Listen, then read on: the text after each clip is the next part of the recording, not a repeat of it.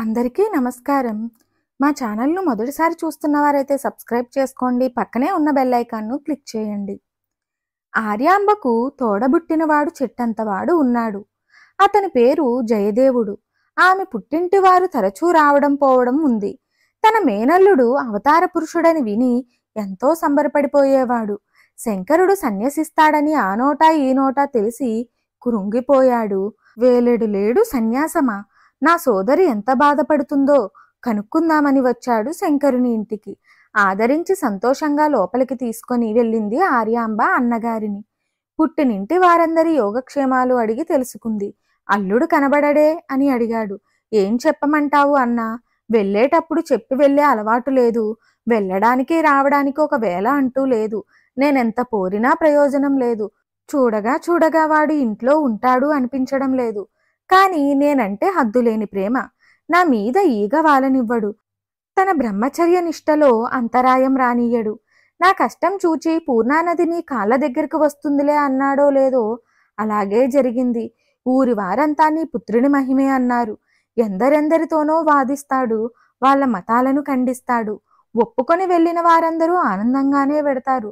దేశంలో తలా ఒక మతము అవలంబిస్తున్నారట. కర్మకాండ కాలిపోయినదట. దారి తెన్ను తెలియక ఒకరినొకరు ద్వేషించుకుంటూ నిందించుకుంటూ అజ్ఞానందంలో ఉన్నారట. పరిస్థితి చక్కదిద్ది ధర్మం నిలబెట్టవలసిన సమయమట. లోకంలోని ఇళ్ళన్నీ తనవేనట. తల్లులందరూ తన తల్లులేనట. నా ఆలనా పాలన ఎవరికి కావాలి చెప్పు? నీకన్నీ బోధపరిచాను, నాకేం చెయ్యాలో తెలియడం లేదు. నీవే ఏదో ఒక ఉపాయం చూడాలి అని తన గోడు వెళ్ళబోసుకుంది. అప్పుడు జయదేవుడు ఇలా అన్నాడు చెల్లెలతో. శంకరుడు మామూలు బాలుడు కాదు, సర్వజ్ఞుడు. మాటలతో వానిని ఒప్పించడం నీతరం నాతరం కాదు. నాకొక ఆలోచన వచ్చింది. ముందు వానికి పెండ్లి చేద్దాము. అప్పుడు సన్యాసం తలుపు సన్నగిల్లవచ్చు. పైగా పెళ్లి కుదిర్చేది చేసేది పెద్దవాళ్ళం మనమే కదా. ఆ పైన మన మాట కాదంటాడా? పుత్రుని మనోభావనలు ఉద్దేశాలు విశాలము ఉదాత్తమైనవని తెలుసా తల్లికి. నాయనా, నన్ను విడిచి వెడతావన్న మాట. నీ తండ్రిని ఇంత బూడిద చేసుకునే యోగం ఆనాడు నీకు లేకపోయింది.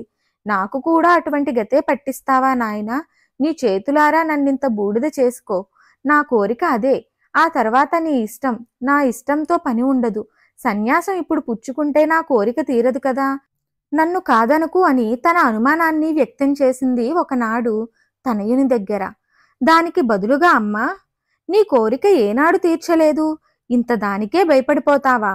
ఎన్ని కష్టాలైనా ఎన్ని గడ్డు అడ్డాలు వచ్చినా తప్పక నీ కోరిక తీరుస్తాను, నన్ను నమ్ము. నా మాటపై మొదట నమ్మకం లేకపోవడం, తర్వాత ఆశ్చర్యపోవడం నీకు మామూలే కదా. నా జన్మ అందరి కోసం, నీ అనుమతి కోసం ఎదురు చూస్తోంది. తల్లి మౌనం వహించడంతో అర్ధాంగీకారమని తెలిసింది.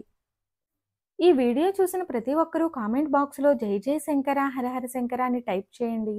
ఛానల్కు కొత్తగా వచ్చిన వారైతే సబ్స్క్రైబ్ చేసుకోవడం మర్చిపోకండి. పక్కనే ఉన్న బెల్ ఐకాన్ను క్లిక్ చేయండి. మా వీడియోను లైక్ చేయండి, షేర్ చేయండి, కామెంట్ రూపంలో మీ అభిప్రాయాన్ని తెలియచేయండి.